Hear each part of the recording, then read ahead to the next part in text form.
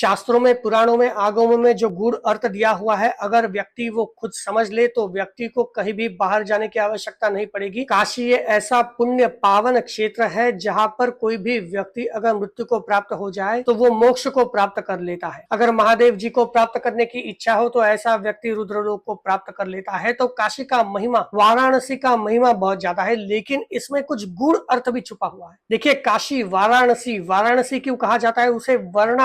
वर्णा नदी और असी नदी जब गंगा नदी से मिलती है उस क्षेत्र को कहा जाता है वाराणसी। देखिए, गूगल मैप में भी आपको दिखाई दे रहा है, ये वर्णा नदी है, ये असी नदी है और ये गंगा नदी है। तो इस वर्णा नदी का उल्लेख हमें आगमों में और पुराणों में एक पवित्र नदी के रूप में प्राप्त होता है। ये नदी वाराणसी नदी के उत्तर में बहती है और गंगा नदी में मिलती है। कामिका आगम में वरुण स्नान का उल्लेख प्राप्त होता है। मृगेंद्र आगम में भी वरुणा नदी का उल्लेख प्राप्त होता है। शिव पुराण में भी वरुणा नदी का उल्लेख प्राप्त होता है, जो पवित्र नदी के रूप में किया गया है, जहाँ स्नान करने से व्यक्ति के पापों का नाश होता है और पुण्य की प्राप्ति होती है। असी नदी की बात की जाए तो वाराणसी के दक्षिण में ये गंगा नदी से मिलती है। इसका बहुत ज्यादा धार्मिक महत्व है। असी घाट पर स्नान करने से व्यक्ति को पवित्रता और धार्मिक लाभ भी प्राप्त होता है। स्कंद पुराण में भी असी नदी का उल्लेख प्राप्त होता है, जहाँ स्नान करने से व्यक्ति के सभी पाप धुल जाते हैं और उसे मोक्ष की प्राप्ति होती है। महाभारत में भी असी नदी का उल्लेख प्राप्त होता है और पवित्र नदी के रूप में उसे कहा गया है। तो वाराणसी, काशी को अविमुक्त क्षेत्र भी कहा जाता है। पुराणों में भी अविमुक्त क्षेत्र का हमें उल्लेख प्राप्त होता है कि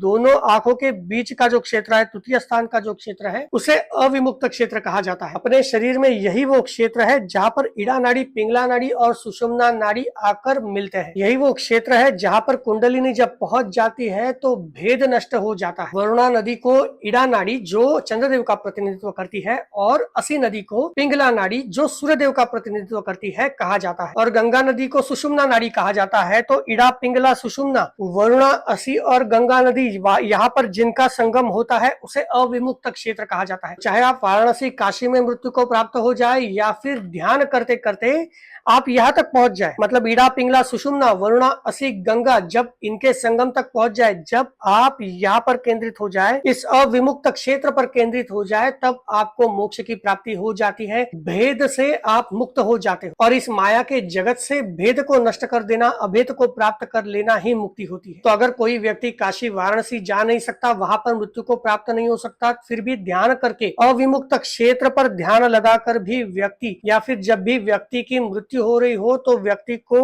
अपने अविमुक्त क्षेत्र पर ध्यान लगाना चाहिए, जिससे वो मुक्त हो जाता है। तो जे पिंडी ते ब्रह्मांडी जो हमारे शरीर में है वही शरीर के बाहर भी है। शास्त्रों में, पुराणों में, आगमों में जो गूढ़ अर्थ दिया हुआ है, अगर व्यक्ति वो खुद समझ ले तो व्यक्ति को कहीं भी बाहर जाने की आवश्यकता नहीं पड़ेगी। व्यक्ति खुद के अंदर ही भगवान को, महादेव जी को प्राप्त कर सकता है और मुक्त हो सकता है।